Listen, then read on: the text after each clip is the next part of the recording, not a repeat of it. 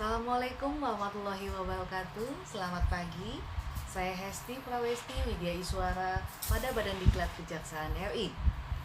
Pada kesempatan kali ini, saya ingin menyampaikan strategi pembelajaran untuk pelatihan kepemimpinan pengawas mata pelatihan Teknik Komunikasi Publik dengan alokasi waktu 9 jam pelajaran. Saya membagi ke dalam 5 tahap. Yang pertama pendahuluan, yang kedua penyampaian materi 1, yaitu konsep komunikasi publik, yang di dalamnya akan membahas mengenai pengertian dan proses komunikasi, bentuk-bentuk komunikasi, teknik komunikasi publik, dan peran pejabat pengawas dalam mengelola komunikasi publik.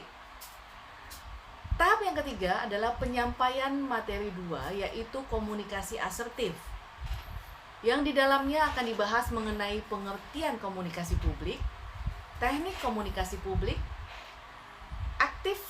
active listening, menanggapi keluhan, dan komunikasi tertulis. Yang keempat adalah penyampaian materi 3, yaitu public speaking dan presentasi yang efektif. Di dalamnya akan dibahas tentang persiapan presentasi, bagaimana menyiapkan presentasi dengan baik, kemudian struktur dan organisasi presentasi, dan teknik penyampaiannya. Dan yang kelima adalah penutup. Baik, kita mulai dengan pendahuluan. Pada tahap pendahuluan, saya akan membuka dengan salam dan perkenalan diri secara singkat. Kemudian menayangkan judul mata pelatihan Teknik Komunikasi Publik. Kemudian saya akan melakukan identifikasi singkat tentang latar belakang pendidikan peserta dan jabatan peserta. Saya akan meminta peserta untuk menuliskan harapan mereka terhadap materi teknik komunikasi publik pada post-it yang saya sediakan. Kemudian saya akan mengumpulkan kertas post-it tersebut dan mengecek apakah peserta memahami apa yang mereka inginkan dan kaitannya dengan harapan mereka dengan upaya yang akan dilakukan. Kemudian saya akan mengecek apakah harapan mereka sejalan dengan agenda yang akan dibahas. Tujuannya untuk menyamakan persepsi antara saya sebagai fasilitator dengan peserta pelatihan. Kemudian saya akan menayangkan slide mengenai deskripsi singkatnya, tujuan pembelajaran, materi pokoknya apa saja dan submaterinya apa saja dari mata pelatihan teknik komunikasi publik. Sebelum memulai pembelajaran, peserta harus tahu bahwa tujuan pembelajaran adalah peserta harus dapat menerapkan teknik komunikasi publik dalam menjalankan tugas dan fungsi jabatannya sebagai pemimpin pengawas untuk mencapai kinerja yang tinggi. Indikator hasil belajarnya, yang pertama peserta itu harus mampu menjelaskan konsep komunikasi publik. Yang kedua, peserta harus dapat mengembangkan keterampilan berkomunikasi secara asertif, baik lisan maupun tertulis. Kemudian yang ketiga, peserta juga harus mampu mempraktekkan public speaking dan presentasi yang efektif. Tahap yang kedua, kita masuk ke materi yang pertama, yaitu konsep komunikasi publik.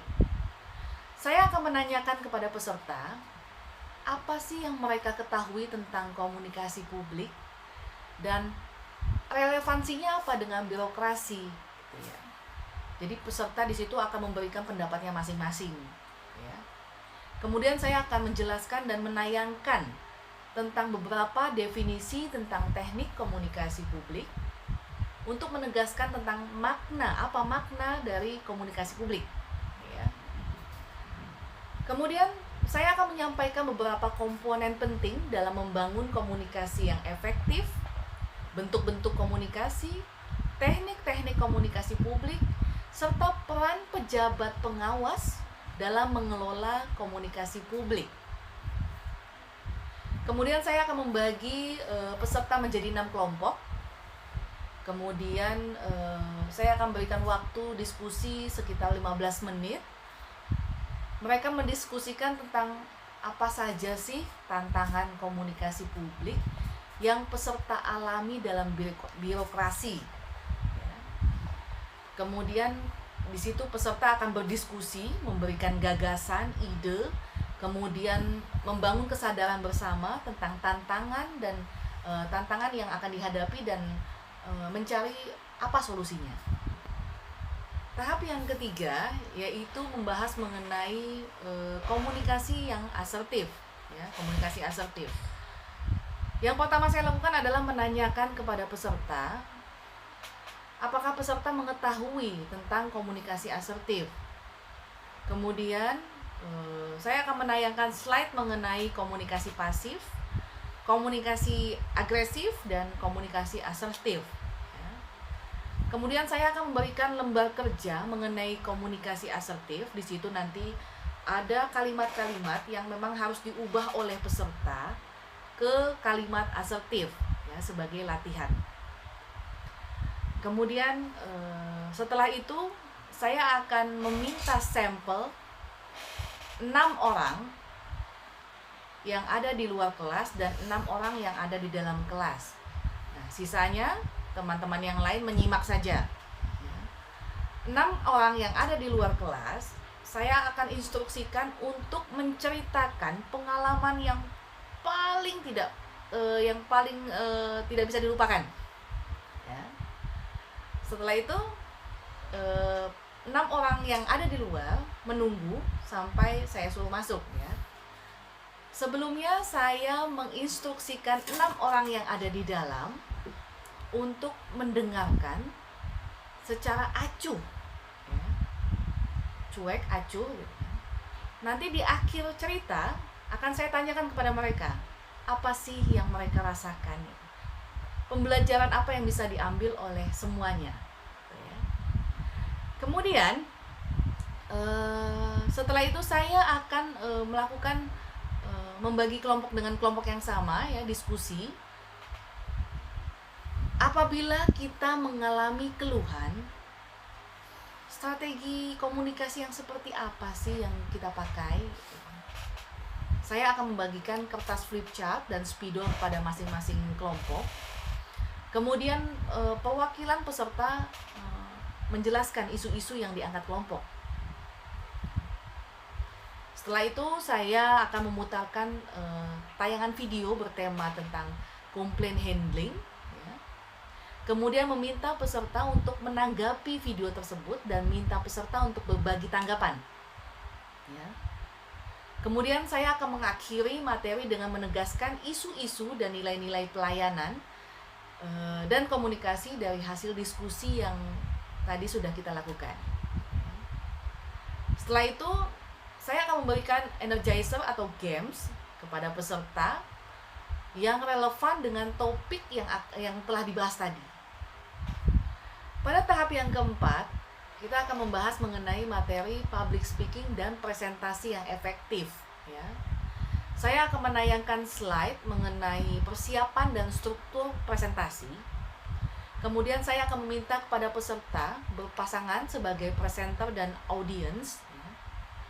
Kemudian saya meminta untuk mereka memilih tema yang mereka kuasai.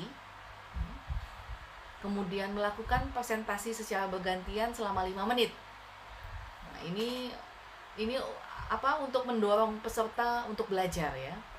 Kemudian saya akan menanyakan, apa sih yang Anda peroleh dari presenter Anda tadi? Jadi tujuannya adalah untuk menstimulasi peserta untuk melakukan self reflection-nya. Kemudian saya akan memberikan tugas kelompok, apa yang membuat presentasi itu efektif, ya. Kemudian bagaimana cara membuka, menyajikan, dan menutup presentasi. Bagaimana body language-nya, bagaimana cara kita menjawab pertanyaan dan mengelola kegugupan, ya, saat presentasi. Peserta akan menulis hasil diskusinya dalam flip chart dan dipresentasikan. Kemudian saya sebagai fasilitator memberikan masukan kepada mereka. Tahap terakhir adalah penutup. Di tahap penutup ini saya akan memberikan evaluasi bersama terhadap pembelajaran yang sudah kita laksanakan bersama-sama. Kemudian saya akan menanyakan kepada peserta, apakah harapan peserta yang di awal yang mereka tulis di field chart itu sudah tercapai atau belum, ya. Kemudian saya akan menutup dengan permohonan maaf apabila ada kekurangan dan kesalahan, dan saya tutup dengan salam, gitu ya. Kemudian saya rasa itu saja, itulah strategi pembelajaran teknik komunikasi publik yang akan saya lakukan pada pelatihan kepemimpinan pengawas di Kejaksaan. Mohon maaf apabila masih banyak yang harus disempurnakan. Akhir kata saya ucapkan terima kasih. Wassalamualaikum warahmatullahi wabarakatuh.